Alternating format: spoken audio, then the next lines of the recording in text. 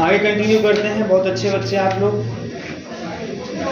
तो कुछ लिखा है कल, बस आपने शो किया क्या कि नॉर्मलाइजर क्या होता है, सब ग्रुप होता है, ये आपने शो कर लिया।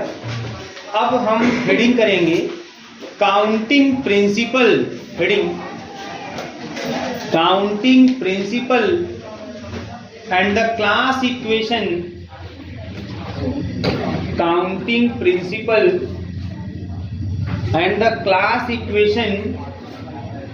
class equation of a finite group.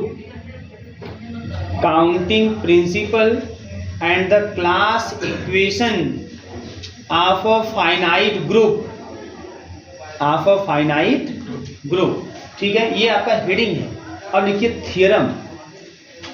इसी थियरम से पूरी हेडिंग कवर होगी है। ठीक है, थियरम एक लंबा चौड़ा थियरम देखिए, लेकिन छोटा सा proof. Let small A be any element. Theorem का स्टेटमेंट लिखिएगा, let small A be any element of a group capital G. Let small A be any element of a group capital G,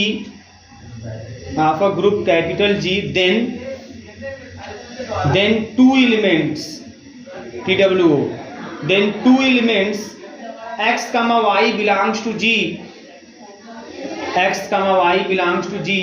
give rise to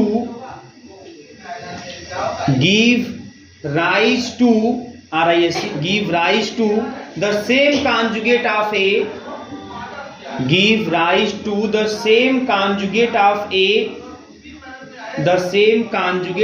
A, small a, if and only if they belong to the, they belong to the same right coset of the normalizer,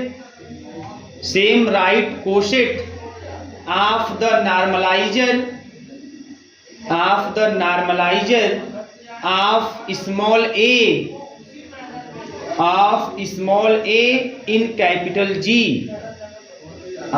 small a in capital G, hence so that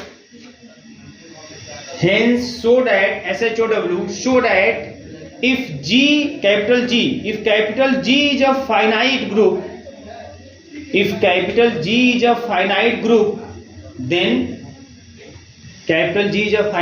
then CA, small c, कल आपने capital C ए लिखा होगा, है ना, यहाँ small C A is equal to order of group, is equal to order of normaliser of A. ये भी show करना है। C A is equal to order of group upon order of normaliser of A, that is the number of elements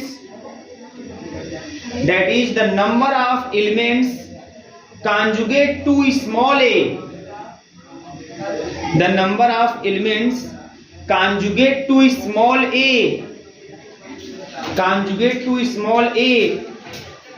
in G, in capital G, conjugate to small a in capital G is the index of normalizer of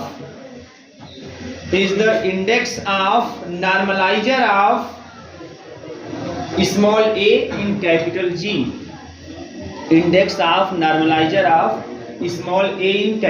ये पूरे theorem का statement है। ठीक है, आप उसको उसके आकार में मत घबराइए। ठीक है ना, बहुत बड़ी बात थ्योरम नहीं है।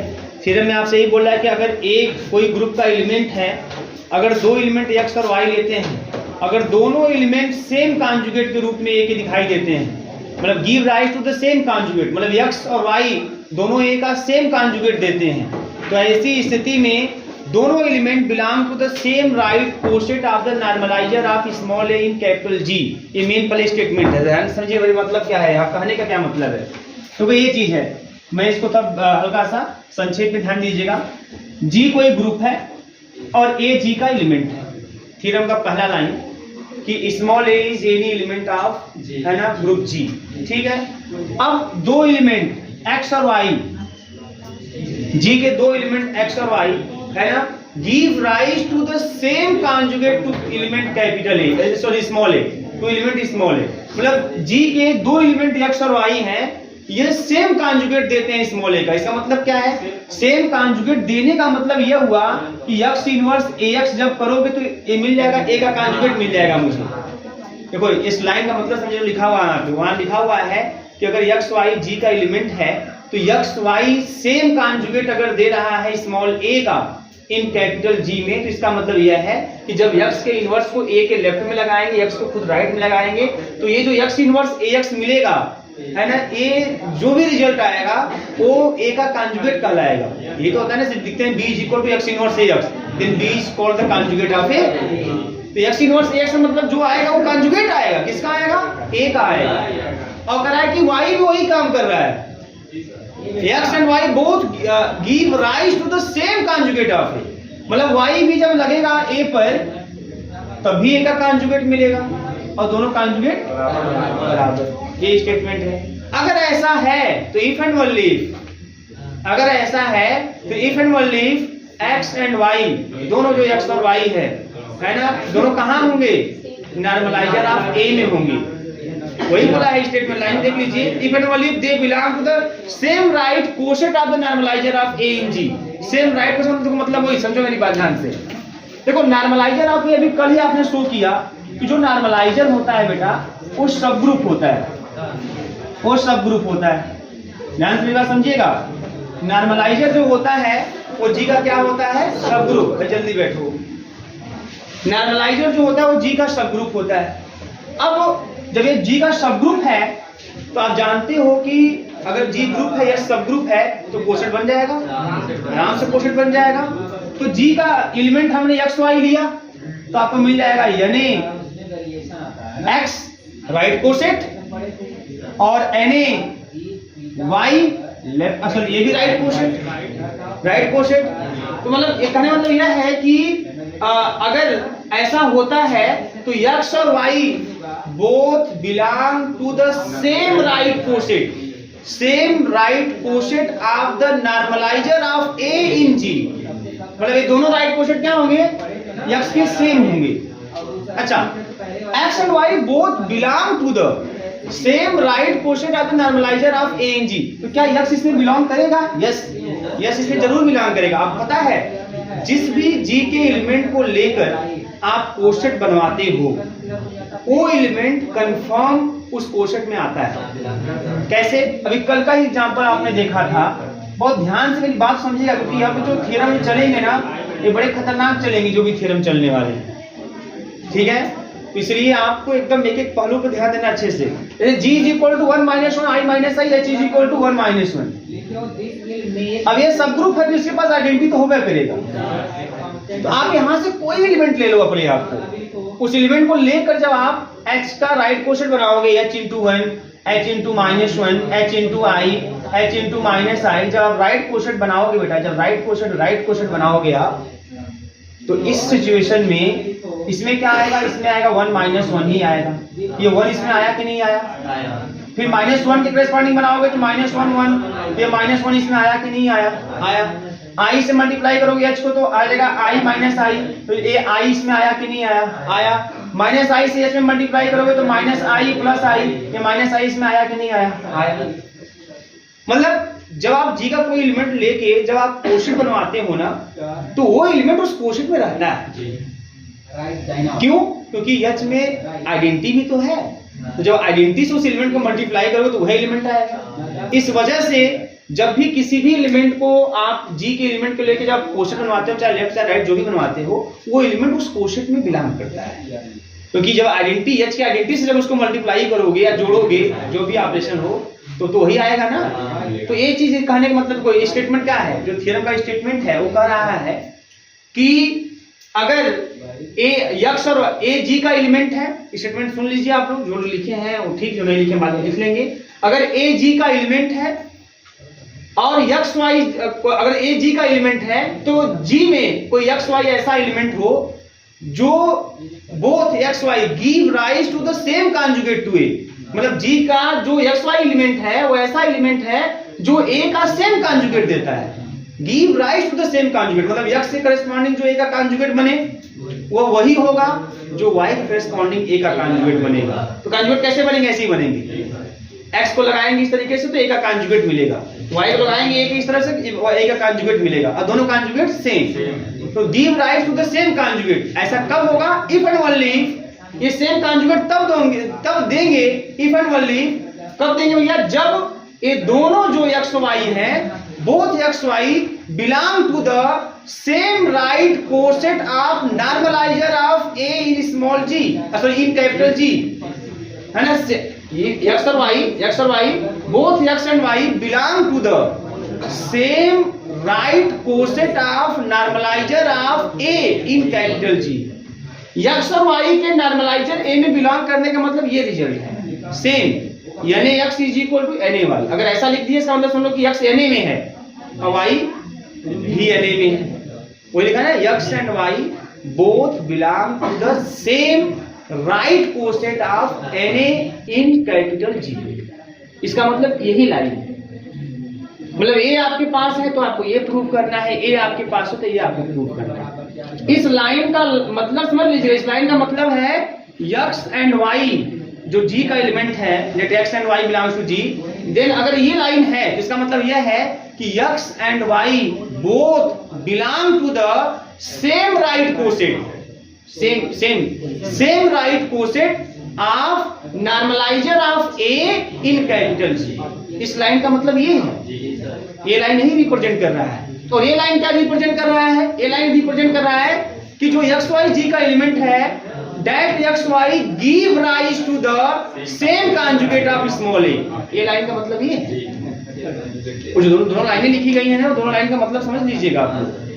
अच्छा, अब ये राइट कोसेट, इसका मतलब मैं समझा दिया आपको कि अगर यक्स से आप राइट कोसेट बनवाते हो तो यक्स इसमें बिलोंग करेगा और वाई इसमें बिलोंग करेगा। उसने बोला कि सेम तरीके से बिलोंग करते हैं। बात समझ में आ रही है? ये दोनों लाइन का स्टेटमेंट रहा, बस और कुछ नहीं है। इफ एंड ओनली का कहानी खत्म। स्टेटमेंट क्या है थ्योरम का? कि अगर ए जी का एलिमेंट है, अगर एक्स वाई जी में ऐसा एलिमेंट है जो ए का सेम कॉन्जुगेट देता है, तो कंफर्म है कि both X and Y belong to the same right coset of the normalizer of small A in capital G. इसका मतलब ये हुआ। और अगर ऐसा है तो आपको ये भी शो करके दिखाना है। अगर जी फाइनाइट, अगर ऐसा है एंड जी इज फाइनाइट, अगर ऐसा है and G is finite, then you have also show that CA small c मतलब समझते हैं इसका मतलब? इसका मतलब number of conjugate of small A. Capital C लिख दूंगा तो क्लास बन जाएगा।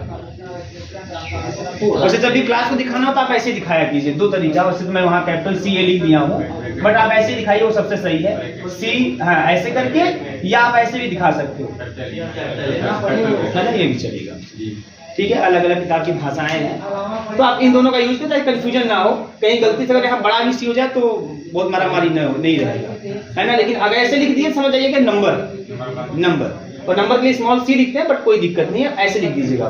सीए का मतलब यहाँ पे, इसका मतलब यह है कि ए के कॉन्जुगेटों की संख्या। तो आपको ये शो करना है कि ए के जितने भी कॉन्जुगेट होंगे किसके बराबर होंगे? वह एन ए के इंडेक्स के बराबर होंगे। ये क्या दिखाई देता है? ये क्या रिप्रेजेंट करता है? इंडेक्स है तो order of G divides the order of subgroup. Order of group ऊपर है, नीचे ऑर्डर ऑफ सब ग्रुप है। एन ए क्या है? नॉर्मलाइजर है। नॉर्मलाइजर क्या होता है? सब ग्रुप होता है। तो एक्चुअल में क्या है? Order of group divides the order of सब ग्रुप, यही तो लैग्रेंज बोलते हैं। और जो आता है, बहुत ध्यान समझिएगा, जो आता है ऑर्डर ऑफ ग्रुप में ऑर्डर ऑफ सब ग्रुप से डिवाइड करने से उसे बोलते हैं इंडेक्स ऑफ सब ग्रुप। तो ये क्या है? यह है index of normaliser of small A in capital G. ये चीज है, इसका मतलब ये है। तो you have also show that the index of normaliser of small A in capital G is equal to the number of conjugate of small A in capital G. G में जो ए है उसके जितने कॉन्जुगेट होंगे, वो जितनी भी कॉन्जुगेट होंगे उसकी संख्या वही होगी जो नॉर्मलाइजर ए का इंडेक्स होगा। बात समझ में आ रही है? ये भी आपको शो करके दिखाना है, कोई दिक्कत इसमें नहीं है। तो ये थ्योरम है, थोड़ा सा ध्यान से इसको थोड़ा सा हम लोग करेंगे और समझने की पूरी कोशिश करेंगे। ठीक है भैया? चलो अब इसका प्रूफ की तरफ बढ़ते हैं। कोई दिक्कत ही नहीं किसी को? ठीक है, ठीक है ना? चलो अब कंटिन्यू करते हैं। तो जो स्टेटमेंट है थ्योरम का, प्रूफ की तरफ बढ़ते हैं। इसके स्टेटमेंट क्या है? स्टेटमेंट देख के लिख लीजिएगा। मैं समझा भी दिया हूँ, तो 3 बार स्टेटमेंट में कई बार मैं बोल चुका हूँ। प्रूफ में स्टार्ट करते हैं। सबसे पहले let G be a group, G be a group and small a is any element of capital G. Then let x comma y belongs to G, x comma y belongs to G। अच्छा, actually एक चीज मैं इसको यहां से start ना करके, तो दो चीजें हैं यहाँ पे कि एक्स वाई जो G में है, 2 लाइन है आपके पास। अगर ये एक्स वाई ए का सेम कॉन्जुगेट देते हैं, then you have to show that the तो आपको ये शो करके दिखाना है। अगर सेम कॉन्जुगेट देते हैं, इसका मतलब हो गया कि x inverse ax is equal to x inverse ay। एक रिजल्ट ये है। अगर y इनवर्स ay ऐसा है, a का सेम कॉन्जुगेट अगर दोनों दे रहे हैं, तो आपको ये शो करके दिखाना होगा कि x and y both belong to the same right coset normalizer of small a in capital G। मतलब ये मानना है, ये दिखाना है, ये मानना है, ये दिखाना है। बस समझ आ रही है? तो चलिए हम मान लेते हैं let x and y, x कमा y जो कि G में बिलोंग कर रहा है, both belong to the same right coset of normalizer of A in capital G, that is NaX is equal to NaY। यह हो गया x के करेस्पॉन्डिंग बना हुआ राइट कोसेट, यह हो गया y के करेस्पॉन्डिंग बना हुआ राइट कोसेट। बात समझ आ रही है? एक बात और यहीं पे कि x also belongs to Na and y है ना। Na क्या, NaX लिख दूं, जो राइट कोसेट बनेगा x के करेस्पॉन्डिंग, उस राइट कोसेट में x होगा। इसी तरीके से जो ये राइट कोसेट बन रहा है ना, या y के करेस्पॉन्डिंग, उसमें भी y होगा, है ना। किससे करेस्पॉन्डिंग पता है आपको कैसे? ये चीज आपने भी देखा एग्जांपल लेके, G is equal to 1 - 1 I - I, H is equal to 1 - 1। तो G का कोई भी एलिमेंट आप लेके जब H का राइट कोसेट बनवाओगे, तो उस राइट कोसेट में जो इस एलिमेंट के करेस्पॉन्डिंग वो कोसेट बना रहे हो, वो उसमें बिलोंग करेगा, क्योंकि सब ग्रुप में आइडेंटिटी करेस्पॉन्डिंग जो आपको एलिमेंट आएगा, वो वही एलिमेंट आने वाला है। हाँ, लेफ्ट भी ले सकते हैं, कोई दिक्कत नहीं। लेफ्ट ले लो चाहे राइट ले लो, कोई एक ही लेना, क्योंकि left coset is always equal to the right coset. ठीक है, कोई एक लेके कंटिन्यू करो। अब बताओ बेटा यहाँ पे NaX is equal to NaY, NaX is equal to NaY, इसका मतलब समझ रहे हैं? इसको वैसे ट्रीट करो, उस Na को देकर घबराओ मत, उसको ऐसे ट्रीट करो। आपके पास यह है HA is equal to HB है, OH की जगह पे Na है, या सब ग्रुप Na भी सब ग्रुप, Na नॉर्मलाइजर और नॉर्मलाइजर कल ही आपने शो किया कि नॉर्मलाइजर G का सब ग्रुप होगा।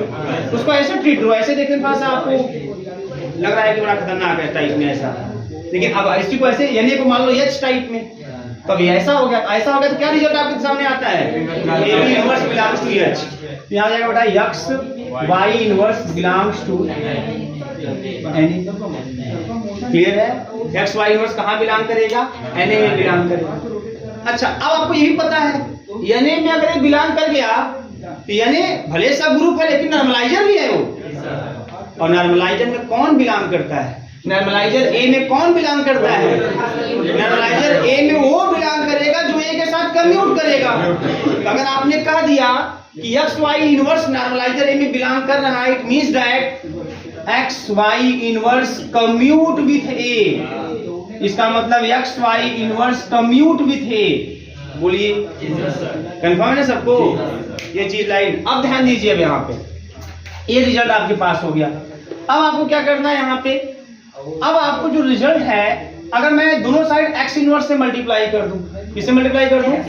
x इनवर्स से, वो भी लेफ्ट में, कोई समस्या नहीं है। सेम से मल्टीप्लाई करने पर किसी को कोई समस्या नहीं होनी चाहिए। और सेम साइड में भी मल्टीप्लाई कर रहे हैं, क्योंकि आप जानते हैं कि ग्रुप में ये सब चीज़ों को ध्यान रखना पड़ता है कि आप लेफ्ट में मल्टीप्लाई कर रहे हो, राइट में मल्टीप्लाई कर रहे हो। लेफ्ट से भेजते हैं, ट्रांसफर करते हैं, लेफ्ट में जाता है, राइट से भेजते तो राइट में जाता है, तो इसका नियम कानून चलता है। तो एक्स इनवर्स से मैंने दोनों के लेफ्ट में मल्टीप्लाई कर दिया, कोई समस्या नहीं, सेम से गुणा कर दिया, कोई फर्क नहीं पड़ने वाला। अच्छा ये बताओ कि एक्स वाई कहाँ का एलिमेंट है? जी का, ठीक है ना? जी का एलिमेंट है तो जी ग्रुप है, तो एक्स इनवर्स वाई इनवर्स भी जी में होगा।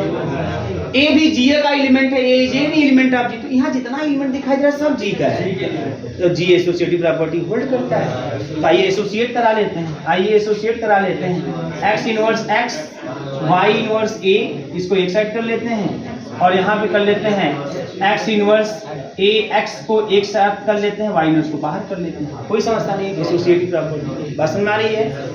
यहाँ से इनकी कहानी साफ, आइडेंटिटी दे जाएंगे तो खाली बचेगा y इनवर्स a, और यहाँ हो जाएगा x इनवर्स ax और ये y इनवर्स।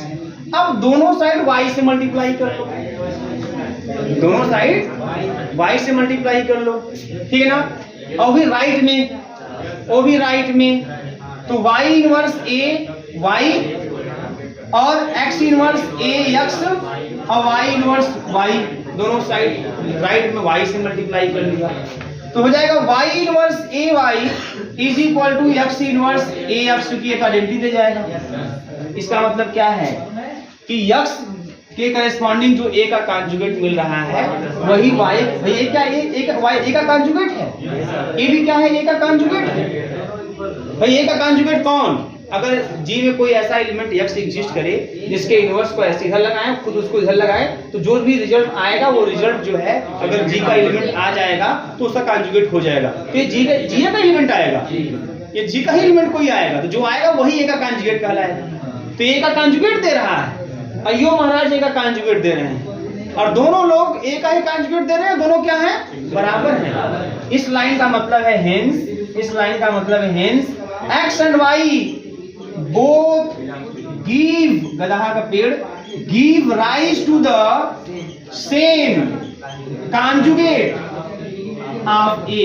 थ्योरम का स्टेटमेंट देखिए, स्टेटमेंट क्या कर रहा है उसके हिसाब से लाइन को लिखिए। तो थ्योरम में यही बोला है कि if x and y both give rise to the same conjugate of A, if and only if x and y both belong to the same right quotient of normalizer of Na in G, तो same right question normaliser of यानी इन जी आपने माना और आपने same conjugate दिखा दिया। और यही कहानी अगर उल्टा कर जाओ, इफ एंड ओनली का केस है ना, तो अब दूसरी बार ये मानोगे let X Y belongs to G and X Y both give rise to the same conjugate of A, ये मानोगे।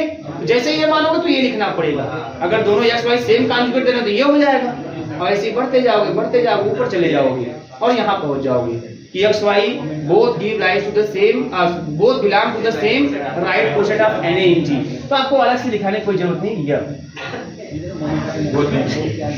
ठीक है? आपका डायरेक्ट कन्वर्स दोनों हो गया। बस नहीं, इसको नोट कर लीजिए, इसके बाद आपका जो एक्स्ट्रा शो करना था उसको भी दिखाते हैं।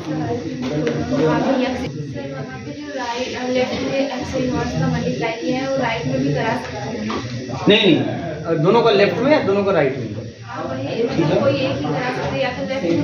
हाँ, या तो लेफ्ट में तो राइट में, लेकिन आपको ये भी ध्यान में रखना है कि हमें प्रूफ क्या करना है। तो हमें प्रूफ करना है कि X Y both give rise to same conjugate of. इसका मतलब हमें प्रूफ करना है X inverse A X is equal to Y inverse A Y. बस इसको दिमाग में रखना, आपको समझ में आ जाएगा कि हमको एक्स इनवर्स को लेफ्ट में मल्टीप्लाई करना चाहिए कि राइट में।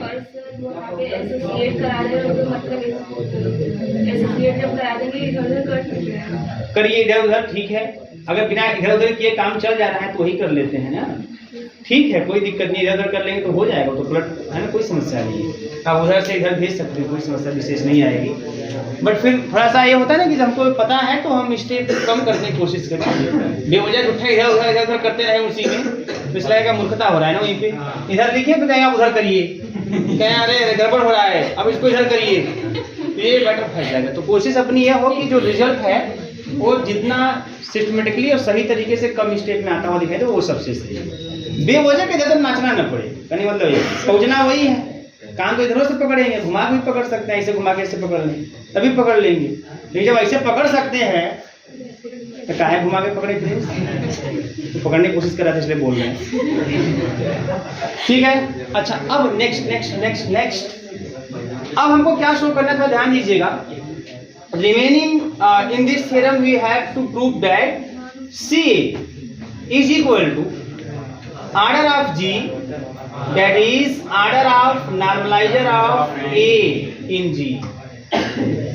मतलब हमको यह शो करना है that is the number of conjugate of A, the number of element which is conjugate to A is equal to the index of normalizer of small a। आपको यह शो करना है, बात समझ में आ रही है? अब मेरी बात को ध्यान समझिएगा। अब ये जो अभी आपने जो प्रूफ किया, अगर एक तरीके से देखा जाए, हमको क्या शो करना है, यहाँ पे इधर क्या है, इधर ए के कॉन्जुगेट है, इधर क्या है, ए के कॉन्जुगेट है, और इधर जो शो करना है उसमें कौन आएगा, Na का इंडेक्स। हमको क्या सुनना है, Na का इंडेक्स। अच्छा आपको पता है Na का इंडेक्स का मतलब क्या, एक्चुअल में इसका मतलब क्या, हमको Na का इंडेक्स निकालें या तो हम डिस्टिंक्ट लेफ्ट और राइट कोशेंट निकालें, है ना। फिर order of G divides the order of H, ये हमको देता है index of H in G, index देता है। एक्चुअल में इंडेक्स कौन होता है, जो G के एलिमेंटों को लेकर जो H के साथ हम कोशेंट बनवाते हैं, उसी में जो डिस्टिंक्ट लेफ्ट या राइट कोशेंट होते हैं उसी का नंबर होता है इंडेक्स। बात समझ में आ रही है ना, उसी का नंबर इंडेक्स होता है। जैसे कल आपने देखा था H is equal to 1 - 1, G is equal to 1 - 1, I - A। चार आपके कोशेंट बने थे, बट जब बात आएगी डिस्टिंक्ट लेफ्ट या राइट कोशेंट तो दुइयट हो, एक को 1 - 1 या -1 वाला ले लेंगे और एक I - I या -I वाला, मतलब एक ही है, तो दो ही डिस्टिंक्ट था। और जब आप ऑर्डर ऑफ G की बात करेंगे तो 4 है, 1 - 1 I - I। Order of H की बात करेंगे तो 1 - 1 2 है, और 4 में 2 से डिवाइड करेंगे 2 आएगा। ये 2 कौन है, इसी 2 को index of H in G बोलते हैं। और इसी 2 को यह भी कर सकते हैं कि यह 2 कौन है, यह 2 जो है वो नंबर ऑफ डिस्टिंक्ट लेफ्ट और right quotient of H in G है।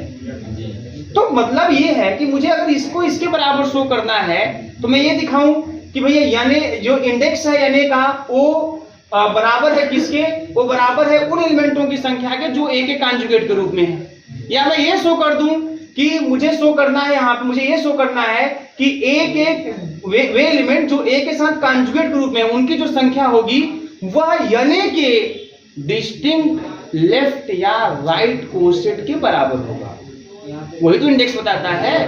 अब मान लेते हैं जो यानी का डिस्टिंक्ट लेफ्ट या राइट कोशेंट है ना, वो मान लेते हैं कुछ संख्या में वो भी होगा। मान लीजिए यहाँ पे A के साथ जो कॉन्जुगेट ग्रुप है वो A1 है, A2 है, A3 है, A4 है, या A के मान लीजिए कॉन्जुगेट है, A के क्या है, कॉन्जुगेट है। अब यानी के साथ भाई यानी का आप बनाएंगे यहाँ पे क्या कोशेंट, तो जो डिस्टिंक्ट वाले होंगे उनको, तो मान लीजिए जो पहला कोशेंट है ना, वो मान लीजिए यन A और मान लो x1 है।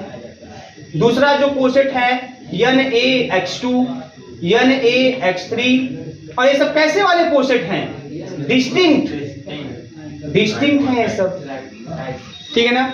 अब जो भी आपने प्रूफ किया, अब उसके अकॉर्डिंग समझो, जो आपने प्रूफ किया, आपने प्रूफ किया है कि अगर x एंड y मतलब x के करेस्पॉन्डिंग जो बना हुआ कोशेंट है, अगर y के करेस्पॉन्डिंग जो बना हुआ कोशेंट है, अगर वो सेम है, x के करेस्पॉन्डिंग जो बना हुआ कोशेंट है और y के करेस्पॉन्डिंग बना हुआ कोशेंट अगर वो सेम है, तो कंफर्म है कि जो x के करेस्पॉन्डिंग जो a का कॉन्जुगेट मिलेगा और जो y के करेस्पॉन्डिंग a का कॉन्जुगेट मिला वो भी सेम होगा।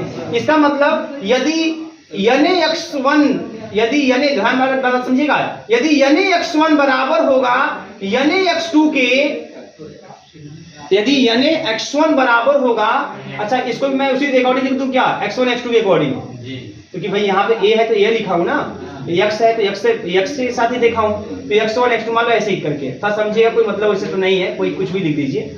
अगर ये दोनों बराबर हैं तो इसके करेस्पॉन्डिंग जो बना हुआ, मान लीजिए ऐसे, अब ऐसे ही लिख देता हूँ, कोई दिक्कत नहीं, ऐसे लिख देता हूँ, ठीक है, मतलब था समझिए, मैं लिख दे रहा हूँ, here A1 is the here A1 is the conjugate of A, बात समझिएगा यहाँ पे A1 क्या है, here A1 is the conjugate of A corresponding to the X1, मतलब ये जो A1 है यह है X1 इनवर्स A X1 है, ये जो A2 है यहाँ पे X2 इनवर्स है ना A X2 है, जो यहाँ A3 है वो है X3 इनवर्स A X3 है, X1 जो A का कॉन्जुगेट दे रहा है वो A1 है ना, X2 जो A का कॉन्जुगेट दे रहा है वो A2 है, X3 जो A का कॉन्जुगेट दे रहा है वो A3 है, X4 जो A का कॉन्जुगेट दे रहा है वो A4 है, और X1 जो हमें राइट कोसेट दे रहा है Na का वो है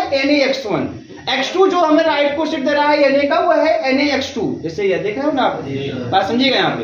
अब अगर दोनों बराबर हैं, अगर इसमें दो बराबर हैं, NaX1 बराबर NaX2, जो प्रूव किया उसके अकॉर्डिंग बेटा, उसके अकॉर्डिंग आएगा A1 बराबर A2, वही ना आएगा, मतलब क्या आएगा, जैसे आप जैसे NaX1 बराबर NaX2 लेंगे तो इसी के हिसाब से एक्चुअल में क्या आएगा, एक्चुअल में ये आएगा X1 इनवर्स AX1 बराबर X2 इनवर्स AX2, मतलब आएगा A1 बराबर A2, आएगा कि नहीं आएगा। इसका मतलब ये हुआ कि ये डोमेन है, इसको बोल देते हैं कोडोमेन। इसका मतलब ये हुआ कि अगर यहां से हमने दो इमेज सेम लिया तो दो इमेज सेम तो एलिमेंट भी same,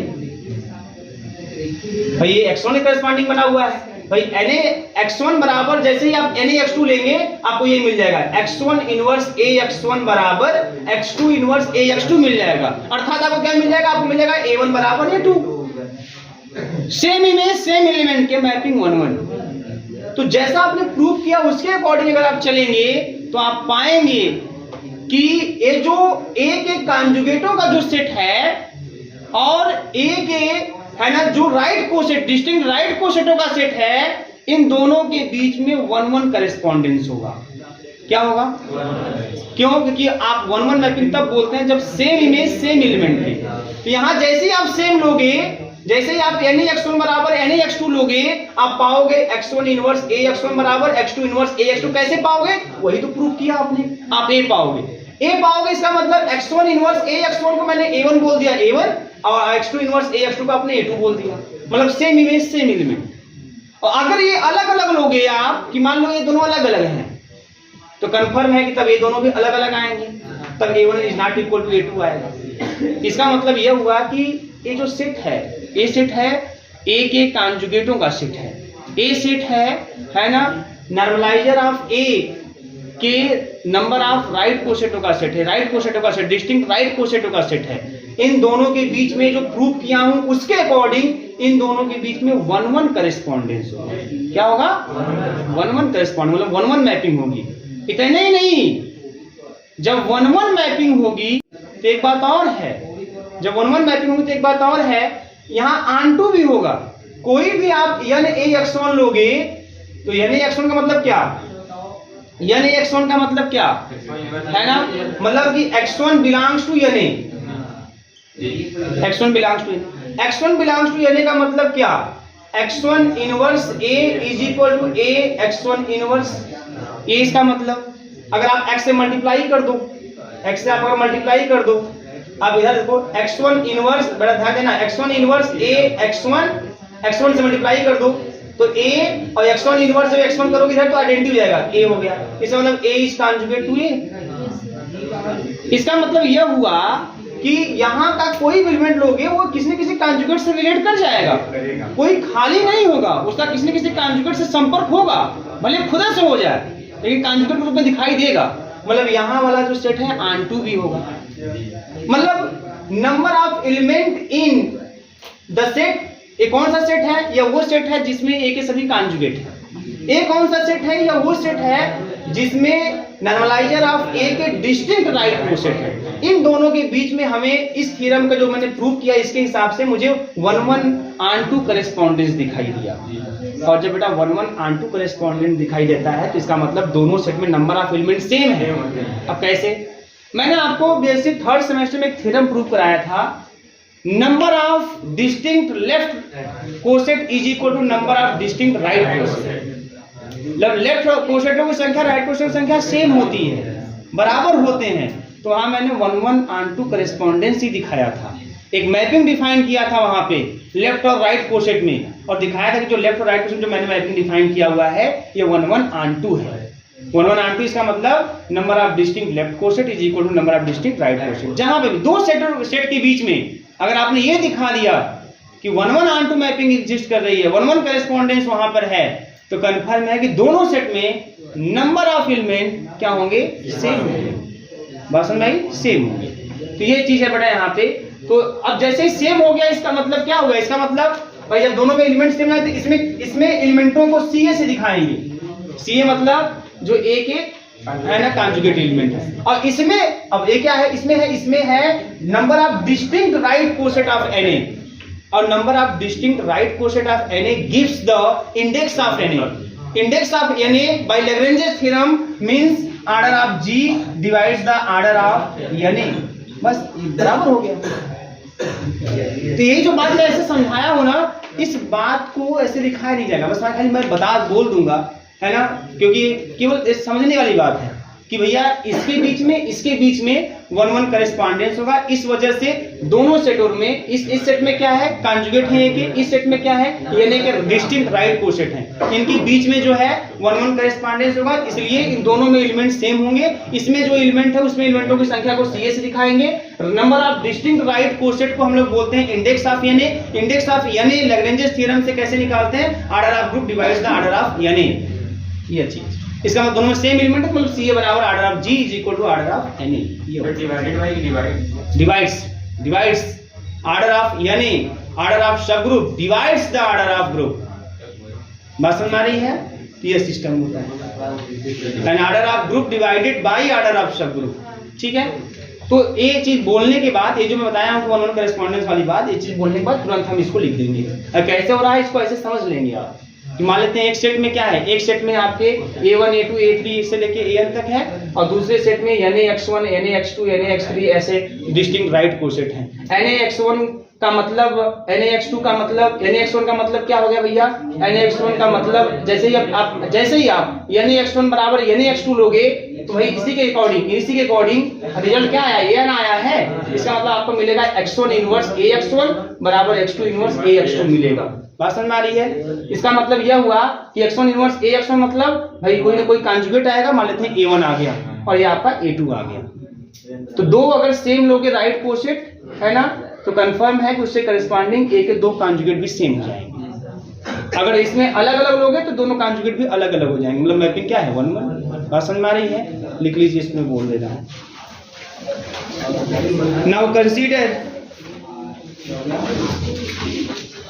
Now consider the right coset decomposition। अभी इसका भी मतलब समझा देते हैं आपको। Now consider the right coset decomposition of capital G, right coset decomposition of capital G with respect to the subgroup Na, with respect to the subgroup Na, subgroup Na। Here we can easily see that there exists, here we can easily see that there exists, here we can easily see that there exists a 1 1 correspondence between, we can easily see that there exists a 1 1 correspondence between, 1 1 correspondence between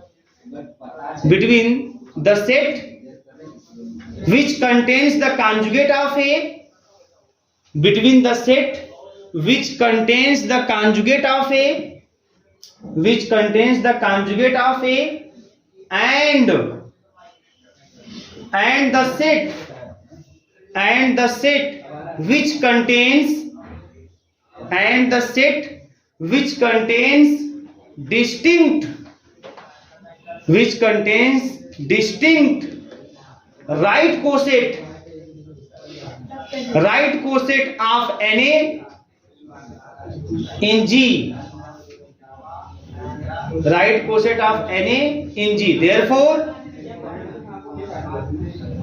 therefore we can write, ये लिख दीजिए जो result है आपका, Ca is equal to, हाँ, Ca is equal to order of G is equal to order of Na।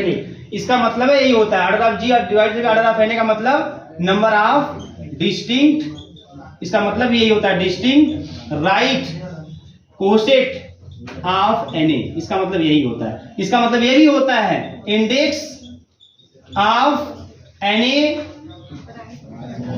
Index of N in capital G. बस ये लिख लीजिए, और बातें फिर कल होती हैं और डिटेल में चलता रहेगा।